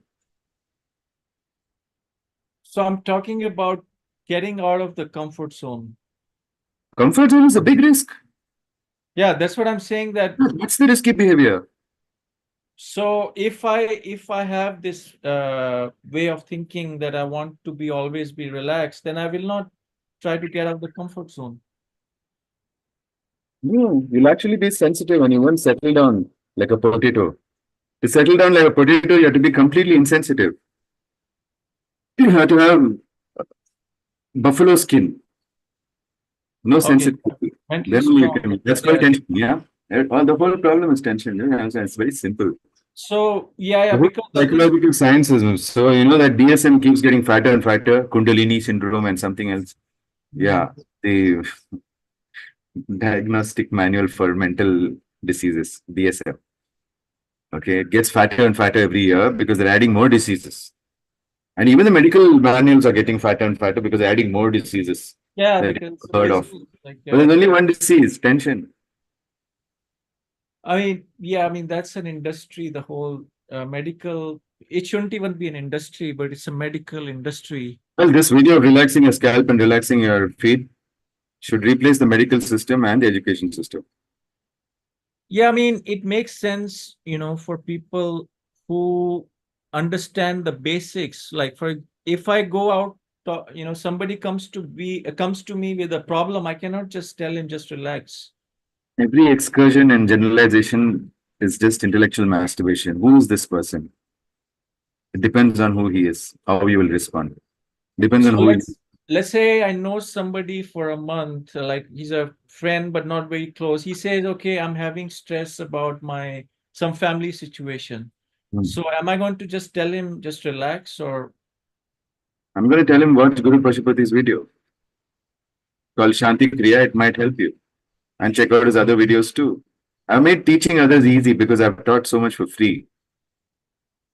no, A lot no, of people are asking me for Hindi content so they can show it to their parents. So I started making Hindi content. I'm talking about in that moment, how can I help that person? Listen to me, say it's beyond me. You talk to this expert guy. No, it's not beyond. I know other ways to help that person than just saying just relax. Because if Yes, I just I'm also going to be saying just relax, but when I say relax, it's different from when you say relax. You know that story, right? what's that? You know the story of the guru. He was giving mantras, then he gave mantra to the king, and the king said, "You just told me Ram. What is this?" He says, "No, no, I told you Ram, so don't worry. When you say Ram, Ram will come." And he says, "What is a fake Baba and all that?" So he insults him and goes away. Then the Baba says, "Wait, I will come to your palace with you." He says, "Okay." and he comes with him to the palace. As soon as he goes to the palace, he tells the guard, kill this king. And the guard says, what? And he goes on insisting to the guard, shakes the guard, says, you have to kill this king now. Then the king gets mad and says, you kill the sadhu now. And the guard picks up his sword and says, wait. See, I said the same thing to him many times, but when you said it worked, that's because of who you are. Okay. So when I say that Ram will come, and when I give you the mantra Ram and you say and Ram will come, he'll come. So it depends on who's saying what, man. When I tell people to relax, they shut up and relax. Because they come here to learn. They're not come here to learn and chase them with a stick. Yeah. So before you teach someone, shouldn't you establish yourself as a teacher? Shouldn't you have 600 videos on YouTube before you go and teach someone? Yeah. What I'm saying is, like, even if, let's say, I have 600 videos, I'm not going to tell that person, okay, if you want to fix this problem, go watch my videos. All those videos are you, man. If those videos are making transformation, you as a person, how much transformation will you make in the atmosphere around you? You'll be so much more electric than a video, wouldn't you? Yeah. What I'm saying is, like, I understand what you mean by saying relax. What I'm saying is, I will use something like, okay, pay attention to your breath. I will give him. Why will he listen to you when he's not accepted you as a teacher? No, it's the first step before teaching. Before teaching, the student should completely accept you as a teacher. Otherwise, you can't teach. No, I'm not talking about a student. I'm saying somebody I know is a friend, but not very close. And don't teach him. He's not a student. Oh, I see. Okay. Don't teach him. I'll be wasting my energy. Kind of. Yes, and his energy.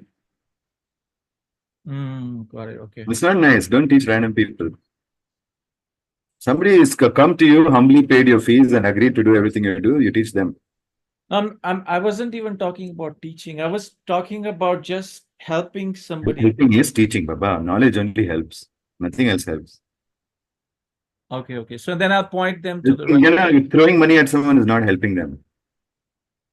Yeah, it's like teaching somebody how to fish. I know. I ran an NGO for years with a begging bowl, going to corporates and saying, please give me money. I'll teach all these underprivileged kids. Nothing was sustainable. Because when the funding stopped, then the teaching stopped, and that's it. Nobody knew why they're doing anything.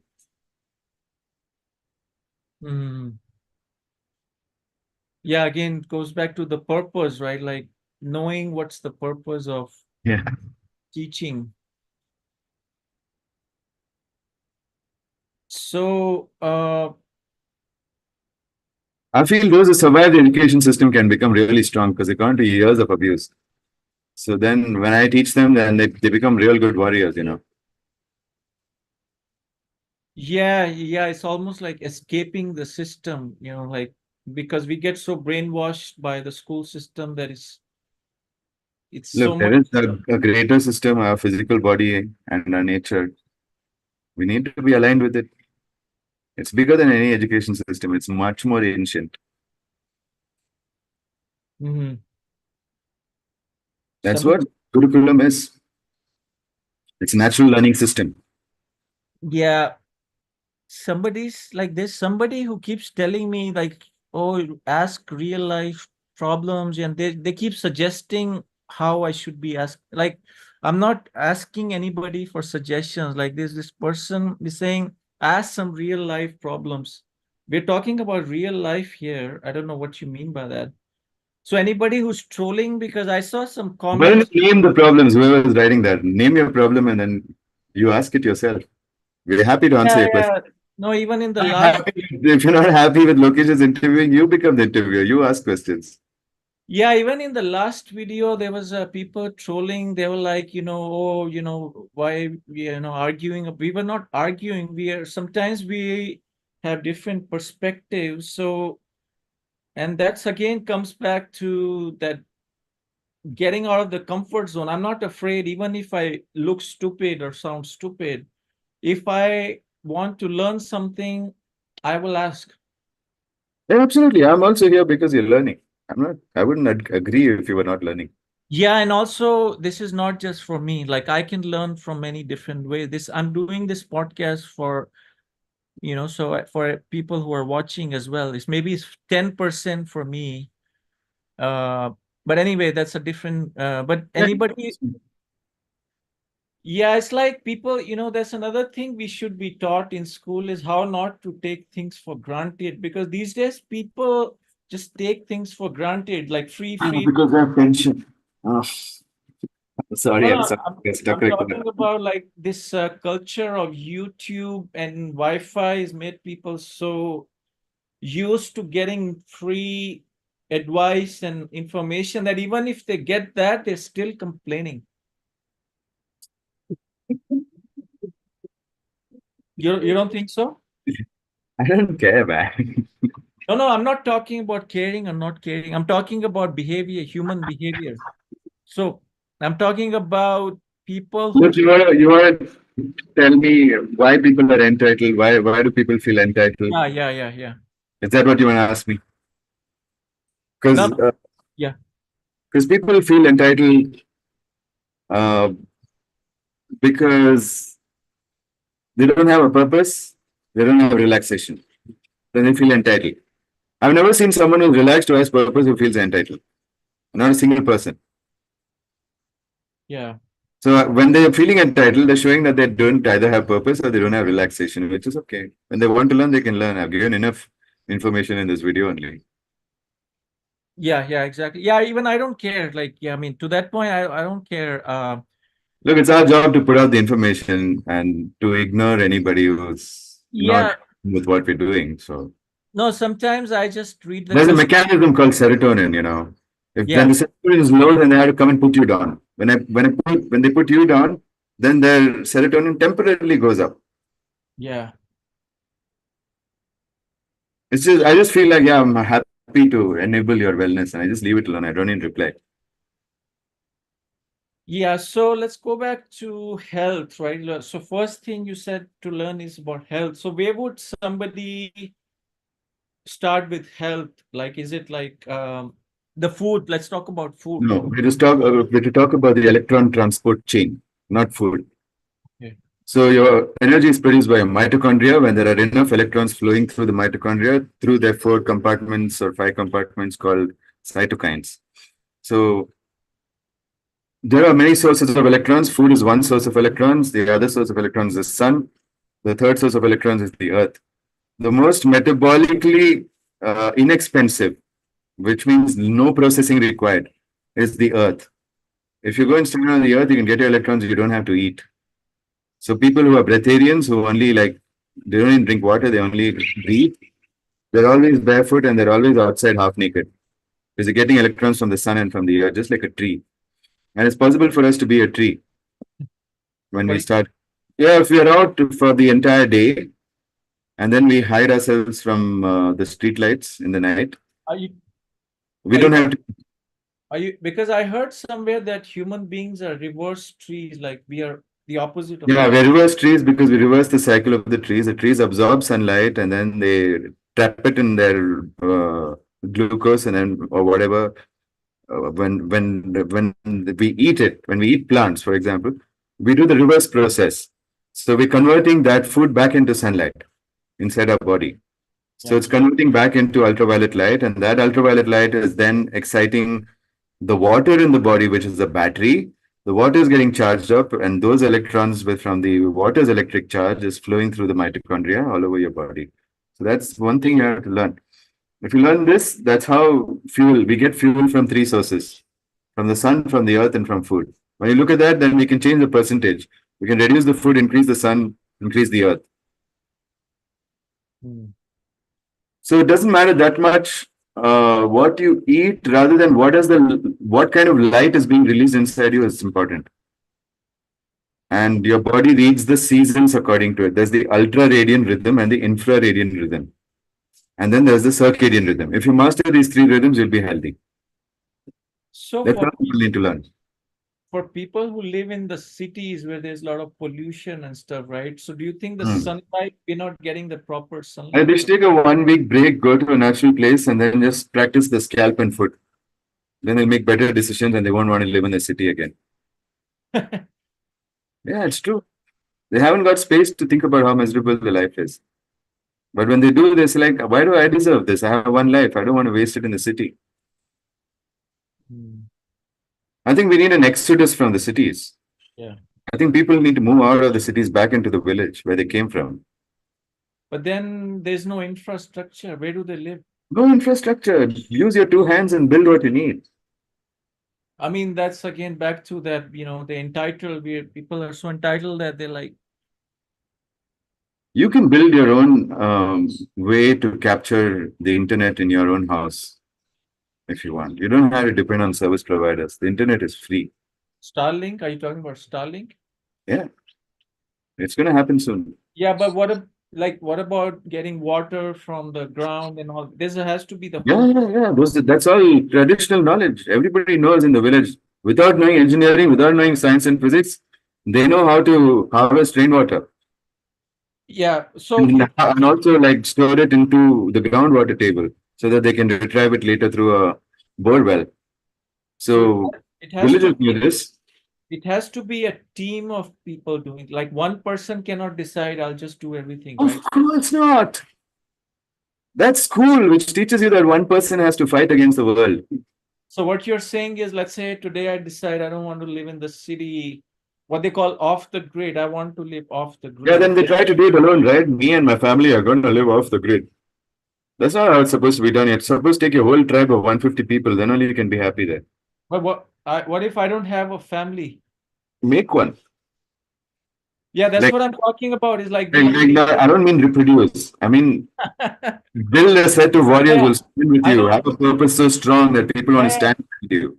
I know, no. Yeah, I know. That's what I was saying, that we need a team of people to do this kind of stuff, right? Like you can't just Right. You need a tribe of like, warriors, not a team of people.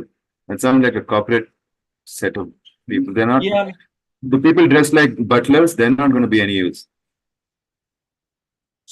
So, I mean, besides a spiritual community, if somebody's not in a spiritual community, where else can They find? haven't got the lessons of collaboration if they're not in a spiritual community. Okay, so They haven't got these lessons. that's a must, These spiritual things, collaboration, working together, symbiosis, these are spiritual matters. right? Not what will happen to your soul after you die. Who cares?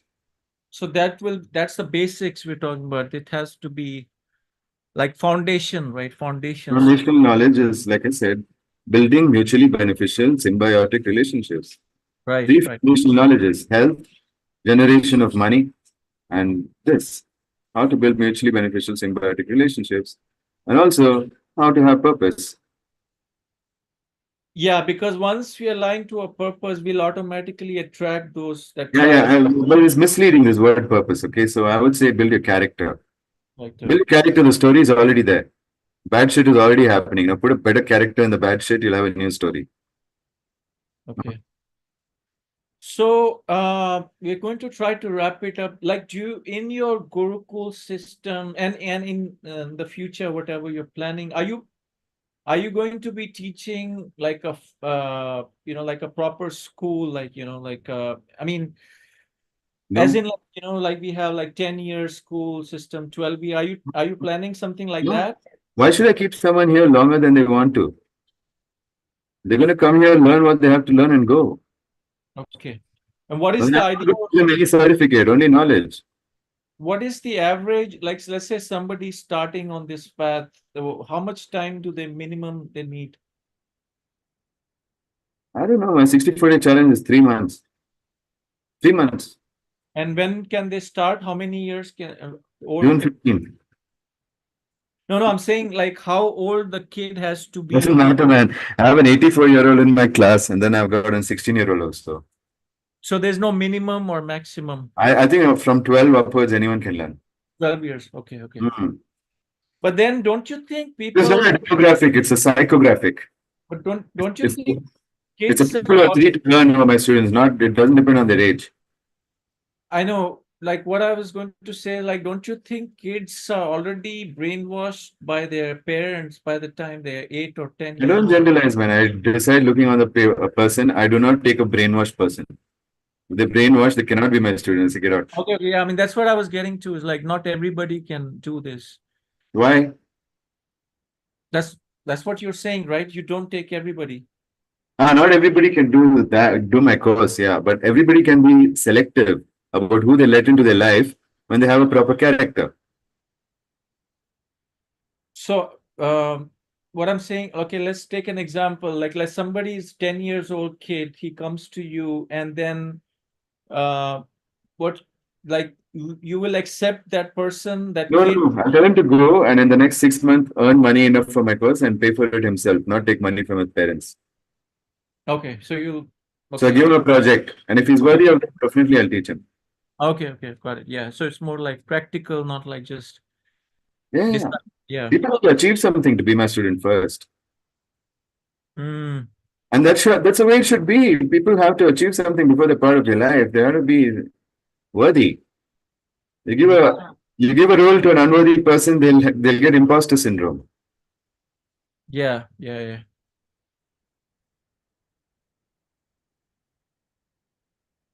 So health and then wealth. So when we're talking about wealth, what do you think should be taught in the wealth system? How to build the gratitude of people first. Give them a lot of value for free. Let them be grateful that you exist. Mm. And then when they want to learn more and they beg you to have, for more, then you give them. That's the real way to build wealth. So that's what even companies are doing. They're giving you a free trial for 14 days so that Yeah. you can use the product and then be grateful. And then when you pay, it's different. You're more likely to be a staying customer. When I used to teach martial arts, I used to do that. I used to tell people you come for a week for free. If you like it, then you can continue. And if they didn't like it, they wouldn't come back. Do you think this is a new concept, this freemium thing, or do you think it's No, no, it's a pretty old concept. This is how we invite people in. But now, no, they don't even give you a trial of marriage. They don't want you to stay with the person for 6 months and see if it's working out. That's not there. You're supposed to make it work out the first time. It's too much pressure on young people. They should be allowed to stay 6 months with each other and see if it's working out. Yeah. It's again goes back to that entitlement thing, right? Generalization. They're the same caste and the Kundlis match. Yeah. So it's going to work out. No, it's not. Also, I feel people have become less forgiving. Like earlier, I think people were more forgiving. Like somebody makes a mistake. Yeah. It's just the culture. Like we just kick people out. Like, people, they don't like something about you, they just block you on WhatsApp. Like, uh, instead of, It's just WhatsApp, man. no, In no, real life, they would be kicking you out of the house. So it's okay. I'm just using that as I'm just saying that, like, because I know how people used to react like 20 years back. If we had a problem, we will talk about it, right? Now Hmm. there's no this thing like, okay, let's talk about this thing, right? Hmm. I I don't mean, know. My experience. I find everyone talking about their problems to me. So it's a generalization. Since it's not true in my life, can't be true for everyone. right. Yeah, I'm not saying everybody is like that, but yeah, I've noticed it. But And and people come as invited, okay? So you have to become a master of invitation. That's the third skill I keep talking about. Inviting people into a mutually beneficial relationship. yeah, If you don't invite people, then they'll come and you tell someone it's a formal tie event, they'll wear a tie and come, right? So they come as they're invited. yeah. You tell them Yeah, it's a beach party, they're not going to come in a suit. yeah, and then having the courage to end the relationship, that's another thing, right? Well, it's already ended when you disagree. Yeah. No, I mean, sometimes we're in the middle, we're not agreeing and we're not disagreeing, we're in the middle. Yeah, that's also same as disagreement because disagreement means not agreeing. If you're in the middle also, you're not agreeing. So But it's then disagreement. You're either don't we, pregnant or not. don't we sometimes need to communicate before we decide we're agreeing or disagreeing? You need to make agreement a priority and the other person's got to feel that you're sincerely trying to come to agreement. Yeah, that's communication, right? So there has Yeah, to that's be, communication. Yes. yeah, Communication. It's the third skill, really.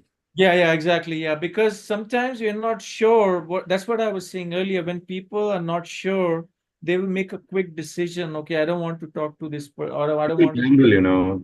huh? They think they may get something out of it. They're opportunists, many people. So they just take the opportunity to see if everyone starts off as an opportunist, by the way. Yeah.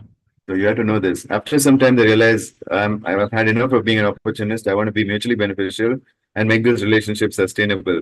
So opportunism is how everybody gets into relationships. In the beginning, when you're ignorant, when you get refined, then you say, okay, let me just make sure that it's mutually beneficial through and through. Yeah. Oh, yeah. Yeah, we've almost, yeah, it's time's flying so fast. Almost 2 hours felt like we just started. So maybe something that I missed out on, you can cover, Guruji, and then we can wrap it up if I Yeah. missed. Yeah. Okay, I'm just going to summarize. Okay. The key problem that people have is not learning. And the reason that they're not learning is because they're too tense. And if you want to relax, relax your scalp and relax the soles of your feet. That's all you need to do.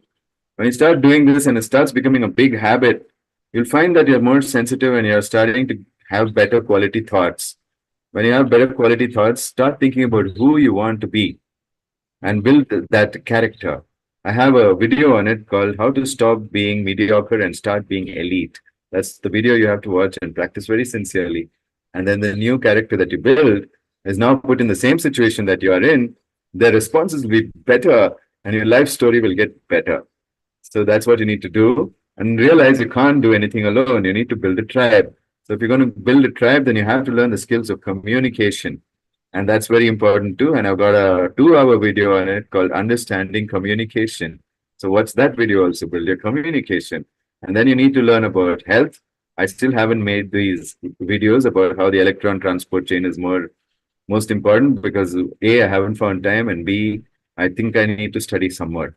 So when I finish learning, I will make those videos also. So stay tuned and subscribe and you'll learn.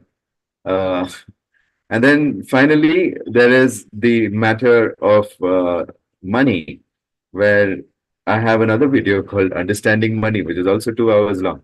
So if you watch all of these things, then you'll have all the knowledge that you need to not allow Thames Nadi to touch you at all. The river of education that came from the British, we don't have to drink that water because I already put up a lot of stuff. Just wait for the health stuff, it's coming soon. Yeah, and then also knowing when to close the mind. I think that's a very good teaching. Yeah. Yeah, when to close the mind, know the four ways of learning, which is pramana, upamana, what is it, man? What is inference? Anumana. Anumana, and then finally there is uh, agama. These four streams of knowledge is something that you should hold very dear and develop these pathways. Nothing you can do of these things unless you have a guru. So I think it's very important. If you want to join my program, then you'll find the link in my Instagram bio, Guru Pashupati. So So learn.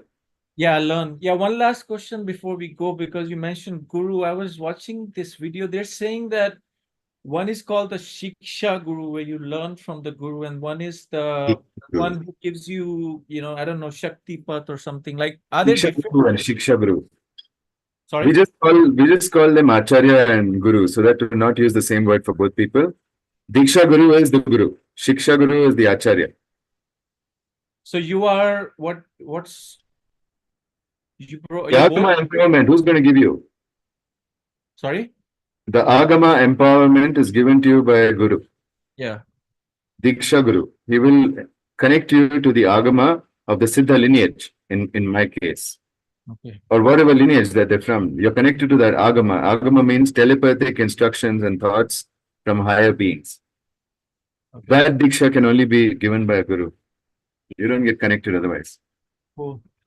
All right. Thank you, Guruji, so much. And yeah, I'll mention your website on the description of this video. Thanks everybody for joining. Again, my name is Lokesh. My website is radicalpurposecoaching.com. I provide one-on-one sessions as well as group workshops in Bangkok. And I want to do more stuff, collaborations with other people. I've been talking to Guruji. Also, we're planning some kind of a retreat in Thailand sometime in August. We're still working out the details. There is a page on my website where you can ask any questions from Guruji and also mention your interest in that retreat or workshop. And yeah, thanks again, everybody, for joining. Hope this was helpful. We're going to be back next Saturday for part 3. And again, thank you, What's part Guruji. 3? Sorry? What are we doing in part 3? Oh, yeah, actually, that's a good point. Maybe we should. Part 3 is called Divine Purpose. Oh, yeah, actually, Divine Purpose, Evolution through Higher Purpose. So that goes back to what we were talking about, the life purpose. Okay. So that's also about learning, really, but we can talk about it, no problem. Yeah. We'll come up with some. If not that, we'll come up with something. But there is a page on my website where it talks about the different parts, and then the last one is called Divine Surrender, Living Effortlessly. I think this is what you were talking about, also the relaxation part, right? Living effortlessly. Read the other two, huh? Was that? Masterclass.